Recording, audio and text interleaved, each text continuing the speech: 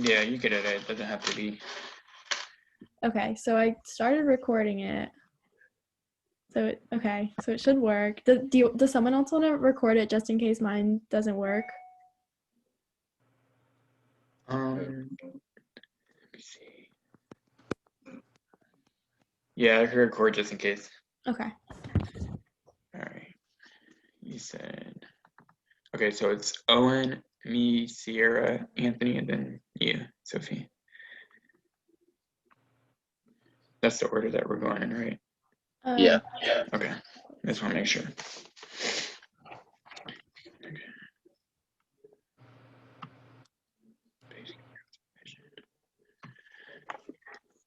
I don't have this memorized at all, though. It's probably going to be bad.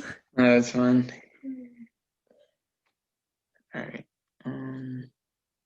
I wish I had a freaking teleprompter so I could just like make it like a few minutes before and just have Like they do on like the news channels at like and eye everything. level.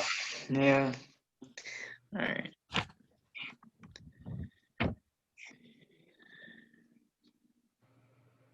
Okay. So it says I can't record because Sophie, you're the host. I think you have to give me permission to record. Okay. No. I don't remember how we did that. Let me see. Make host. Okay, I just found it. Allow record. I gotcha. You can do it now. Okay. Yeah, now it's working. Okay, good. All right. Go ahead whenever you're ready, Owen.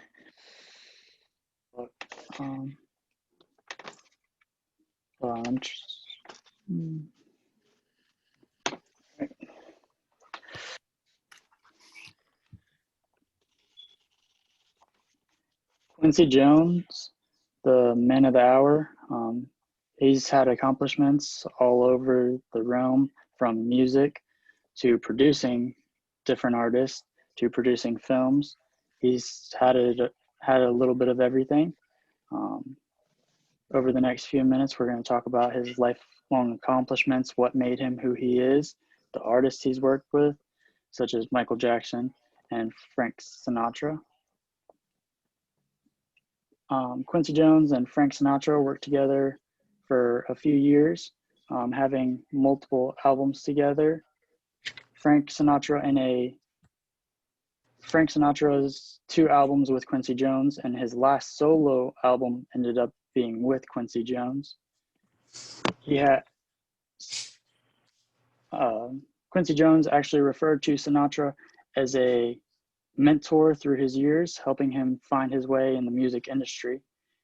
When they took a gap till Quincy was 51 years old before they performed together again.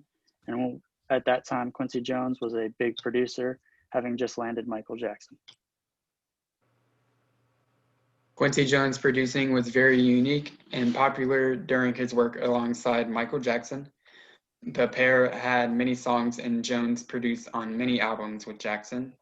During the 1980s, Jackson skyrocketed into a music superstar with songs like Bad, Beat It, and Billie Jean, all which Quincy Jones helped produce.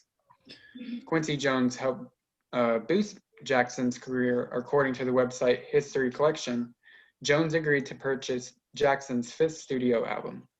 This led to a partnership that would boost Michael Jackson's fame tremendously. Jackson's 5th studio album, Off the Wall, was produced by Quincy Jones, and off that album came one of his most famous songs, Don't Stop Till You Get Enough. Jones and Jackson's work also led into multiple award-nominated songs. For instance, the pair worked on the album Thriller and had multiple songs go gold, platinum, and even diamond. Songs like Human Nature, PYT, and of course, Thriller. And this picture I have here they're at an award ceremony for the 1984, I believe, the Grammy Award for the Album of the Year. These are both of their awards. You kind of can't see it, but they both have trophies to showcase for it. Mr. Jones showed a thirst for music early on in life. Around the age of 10, he began to explore many different instruments in his school band, but eventually would take a particular liking to the trumpet. Mr. Jones would go on to meet a local pianist that we all currently know as Ray Charles. Jones and Charles then began showing off their musical talents by performing at nightclubs and weddings. At the age of 18, he would receive a scholarship to Berklee College of Music in Boston. However, when presented with the opportunity to tour on the road with Lionel Hampton, he chose to leave Berklee. This decision would end up being one that would boom his career. After touring the US, Jones went on to have more success throughout Europe. Eventually, all good things come to end, and due to financial burdens, touring had to stop. The road would not end here for Quincy Jones. Instead, he would go to work for Mercury Records and later become a music director for the label. This would eventually lead to his career as a producer, where he would go on to work with other successful artists such as Michael Jackson. At age 14, Jones introduced himself to 16-year-old Ray Charles. Jones says that Ray Charles was a big inspiration in his music career because he overcame an illness like blindness.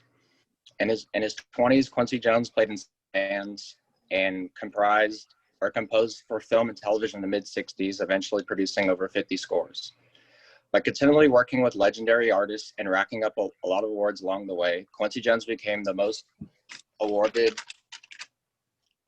artist in Grammy history. While amassing a great deal of success, it also came a relentless racism. Everywhere he went, lodging and going to restaurants were massively difficult. He saw effigies of hung black men on trees, and Black people were overcharged in venues and separated, and his impressive resume was looked over because of his skin color. Nonetheless, this didn't stop him from becoming the vice president of Mercury Records and becoming the most prolific producer of music and film scores. On top of his music success, he used his platform benevolently through philanthropy. He produced the infamous We Are the World anthem to raise money for famine in Ethiopia. He's worked for innumerable social causes, helped build homes in South Africa, and helped inner city youth with technology, education, culture, and music. Quincy Jones has had many successes throughout his life and has been given many awards for his work. Throughout his life, he had been nominated for 80 Grammy Awards and received 28 of them, which makes him the second person to receive that many Grammys in his life. He was also nominated for 7 Academy Awards and 2 Tony Awards, which he won. Also, in July of 1969, his arrangement of music was played on NASA's first lunar landing mission, and in 1977, he was awarded an Emmy Award for Outstanding Music Composition. Also, in 1994, he was awarded the Polar Music Prize.